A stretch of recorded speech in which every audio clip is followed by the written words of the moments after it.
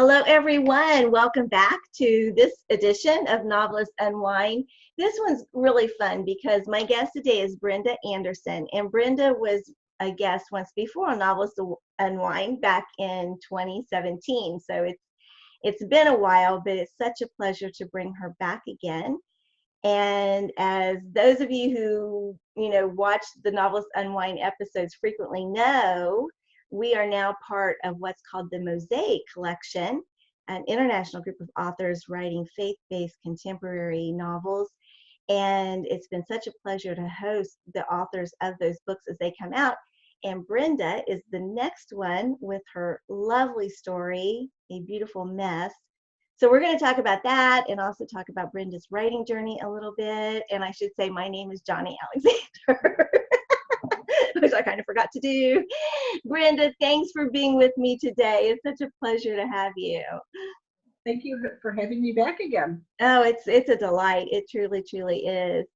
So I talked a little bit about the Mosaic Collection already, and you were one of the founding members, really, of that organization or of that group. I got to come in really soon, and I was really pleased about that.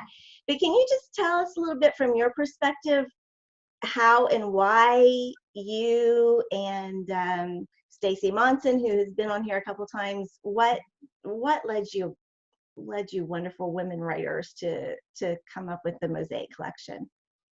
Well, it's actually started with Stacy and a couple of her other author friends, and I sort of invited myself into it. They said, "Oh, we're thinking of doing this, releasing a book once a month, and so we can not just worry about marketing just for ourselves, but you're also helping others." Right. And so I said, "Oh, I'd like to join." So I invited myself in, and a couple of the first authors, then they had other issues come up, so they weren't able to continue. But then it was Stacy and I, and then I think you were next, Johnnie. I think so. And then we invited in, or we thought, oh, we need a virtual assistant, and Stacy's daughter Camry stepped up, and she's been amazing. She's phenomenal. She's just wow. Yeah. And she hasn't done anything like this before either. So she's starting green, but you would never know. No. You would never know. She's just a whirlwind of ideas, and yeah, she's great. She is. I think she really has held us together and kept us moving forward, and just made this even more than what I ever dreamed it could be. So just a little plug, the mosaiccollection.com. Sign up for the newsletter, Grace and Glory newsletter. It's terrific, and nobody else can have Camry because she belongs to us. That's right. That's right. You'll be selfish. Yeah, she's great. So yeah, so then we decided we were going to do a book a month, and this was ages ago because it took some time. Of course, we have books to write and all of that. The first book came out in August, and now it's your turn. So tell us about A Beautiful Mess and show us the cover that you do have. The book releases next week, so. Yep. So here's the cover I have. It's a proof, so it's got this not for resale banner on it, but gives you a good idea of what the cover looks like, and it really fits what I wanted to convey in the story. It's about a woman whose ex-husband and his wife are killed in a car accident, and they leave guardianship of their daughter to her. Yeah. So, and she doesn't know how she can love her ex-husband's child. So anyway, I love how it shows on the picture that she does adore this child, and the child adores her. So anyway, that's the problem that she has to go through. She has to overcome bitterness, and she's bitter toward her ex-husband. She's the kind of person who she wants the best for Clara, the child, and she just doesn't believe that she is the best. Yeah. Because of the situation. So, and it's their journey of learning from going from, I can't love this child to I love this child so much. Right, and Erin is the name of the protagonist. She's the one Yes. going through this. And again, I mean, it would be quite a shock to find out your ex-husband was leaving custody of his child. Hmm. He's only 3 to you. They have a daughter together, so she also has this 13-year-old daughter to think Yes. about, trying to get a business off the ground. And then Hmm. Erin has an interesting, I don't want to say problem, but um, she doesn't feel things like other people feel things.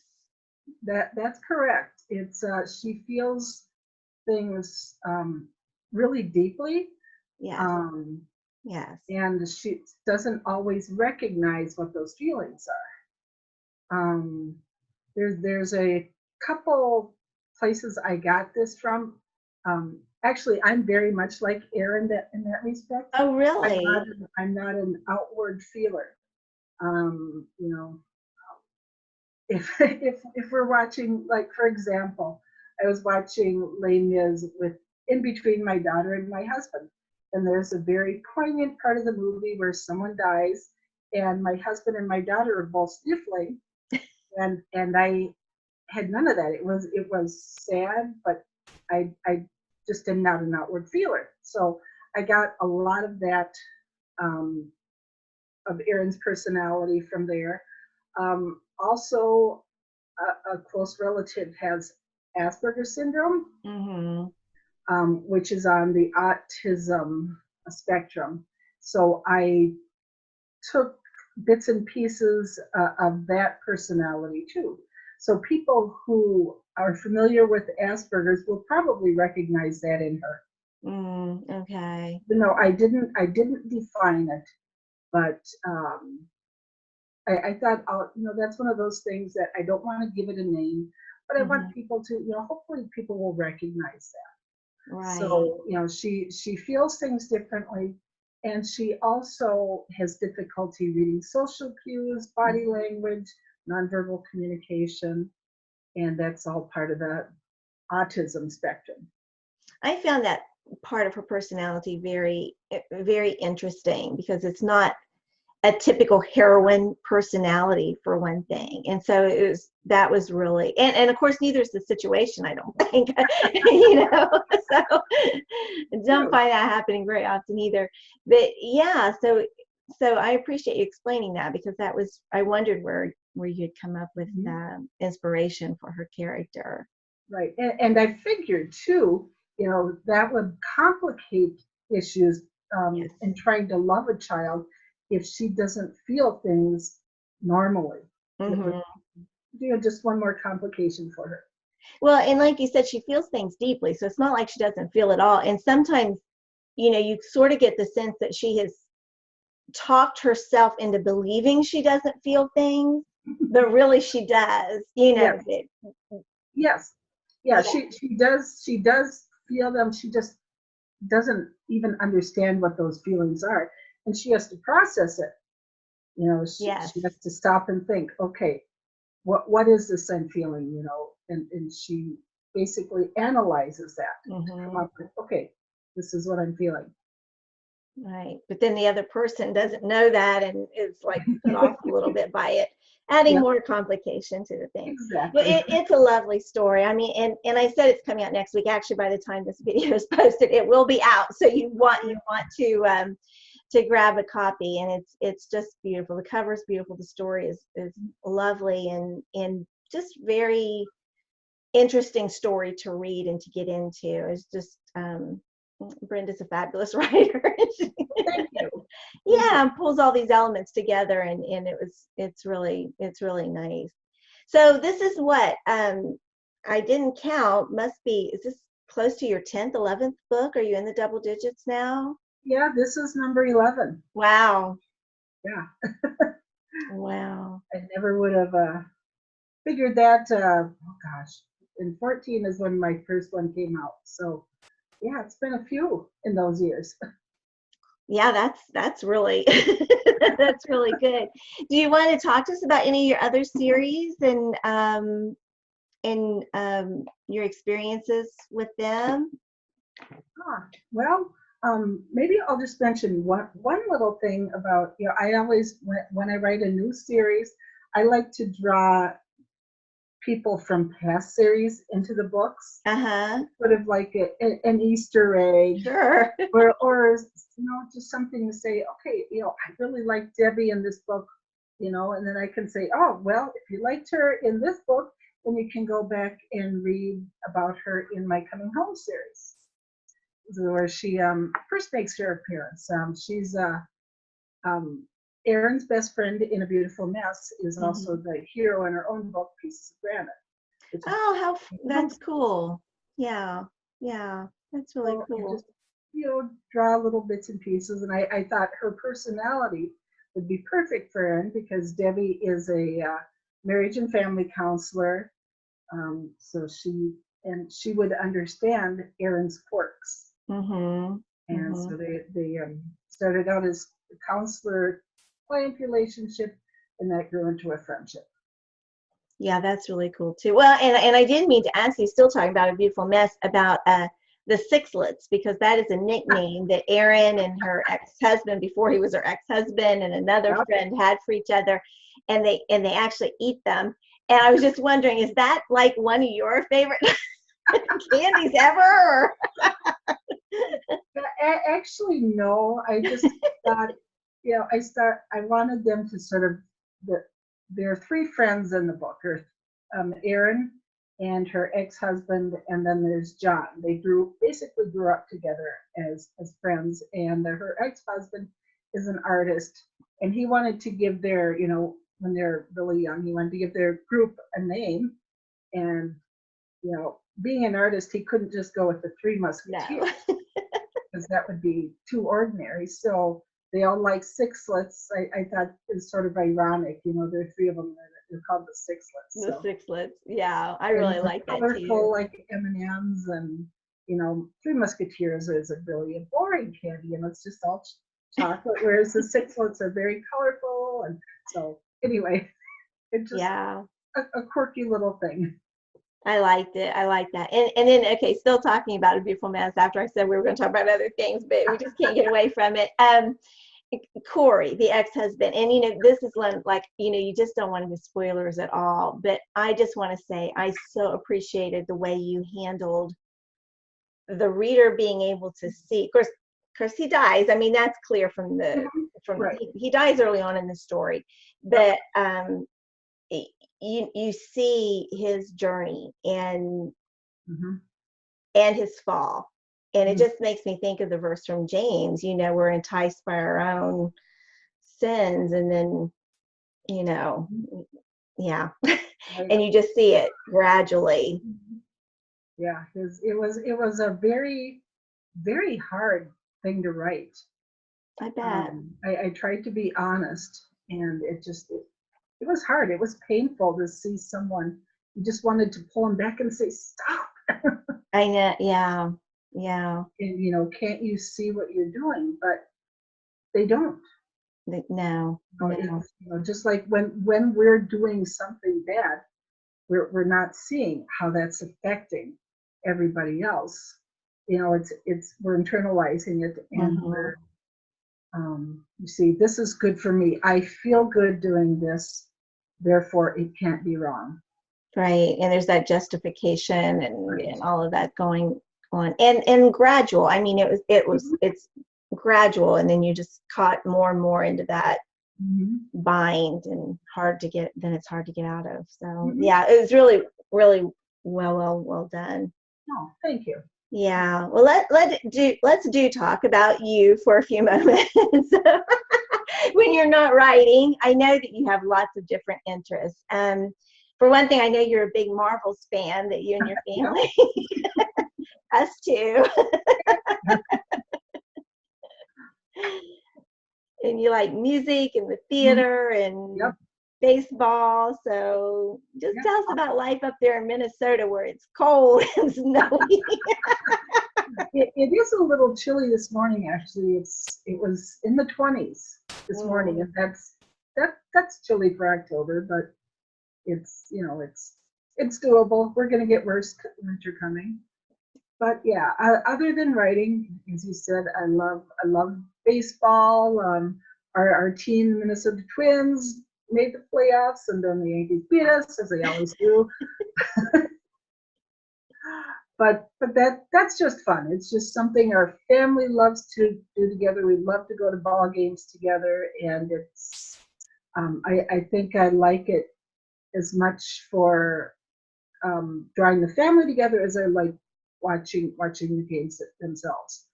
And really that goes for the Marvel movies too. It's not something I intended to enjoy, but the family all liked it, and it's sort of a funny story there. My husband had won free tickets way back when Thor came out. He won free tickets to an early showing of it. And I said, okay, I'll go. So, and he won 4 tickets, and there's 5 of us in the family, but our daughter was off at college yet. So anyway, I went with them, and I really liked it. And our daughter wasn't happy because she really wanted to see it, and she was at college. So she finished college the day that it actually came out. So she came home, and I said, well, we'll go see it tomorrow during the day. And I was looking online, and I said, they do have midnight showings tonight. She goes, well, let's go. And I said, hey, why not? So we, so the 2 of us went to the midnight showing of Thor, and needless to say, I was definitely out of my demographic. So, I love it. There are a whole bunch of 20-something guys at that theater. So even my daughter was out of the demographic, but I was really out. So anyway, it was just, it became a family thing, more or less, going to the movies, going to the midnight movies, going to the marathons, and it's just something that our family does together.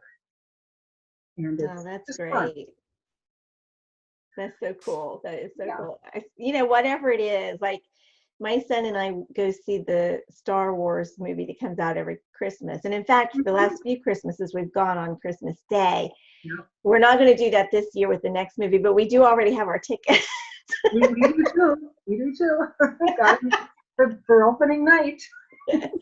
I don't think we're going opening night because we're actually traveling to Missouri and to my daughter's family, and she's going to go with us too. So we did have to wait. We had to put it off a little bit, but still, we're going to go, and it's going to be a lot of fun. So yeah, good.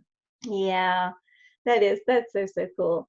Brenda, what's next for you? Well, let's talk a little bit. We've got a few minutes. Talk a little bit about the Hope is Born, the Mosaic anthology, Christmas anthologies. So what would you like to tell everybody about that? Oh, well, it's as the title suggests, it's a Christmas anthology, and there are 9 of us from the Mosaic Collection who are participating, and all 9 of us have written a short story for the book, some at 5,000, and mine ended up being 17,500 words. So it'll be fun. Some of us have written totally unrelated, or stories that are totally unrelated to their other Mosaic stories, and then there are those of us who I know Stacy and mine both took characters from our first Mosaic release and have those in our short story, and others are introducing their heroes from their novels in their short story. So it's going to be a wide variety. They're all contemporary. I think that's about the only commonality. Probably. They're Mosaic, and they're Christmas, and they deal with family. There's probably an element of chocolate involved too. I mean, I don't know if my story has chocolate in it. I'll have to see. I'll have to give some. Yes, it's got a cup of cocoa. So yeah. It's got chocolate. Yeah. Well, again, mine's like the 5,000 story, and has nothing to do with any other Mosaic novel or any novel I've ever written. So yeah, It'll be fun. yeah. It'll be fun. Yeah, mine actually, it takes a secondary character from A Beautiful Mess, and it's just a really short, very short journey. It's like takes place over a month. It's like even 3.5 weeks, and it's a romance. I thought, okay, I don't know. I'm not a big romance writer, but it ended up being a romance. So Now that happens yeah, sometimes. yes, it Characters does. take over. So there you They go. do. They do. They do. So you may remember me asking this from the first time that you were a guest on Novelists Unwind. When you get done writing your book, what do you do to unwind? I like to read. I like to read something uh, that I don't have to read. I don't Yes. have to read for a contest. I don't have to read for critique. I can just pick it up and read it just because it's something I want to read. That's relaxing. And yeah, what else? I usually go pretty much right into the next thing. These last few years, it's just like go from one to the next. I go, okay, I have one day to breathe, and then I gotta get going. Yeah, that's kind of where I'm at right now too. It's like, what are you talking about? There's never the end because there's always something. I'm usually working on 2 projects at the same time anyway. So Exactly. yeah, yeah. Well, thank you so much. Thank you for being here. Can you show us the cover that you have one more time, just to whet people's appetite? I know it's not showing up really clear on the video, but it is absolutely gorgeous. So, it'll be, yeah, it is so pretty. And on your website, I noticed this morning I was on there, and there's kind of a different view where you see more of the mom's face, of Erin's face, and it was really, Yep, that was I like, got other stock images that I bought, so I could oh my gosh, it's different beautiful. perspectives. Yeah, yeah. Thank you. Yeah, well, thank you too, and thank you for being guests. Thank you everybody for watching. Excuse me, and invite you back next time for Novelists Unwind. Bye bye. Bye bye.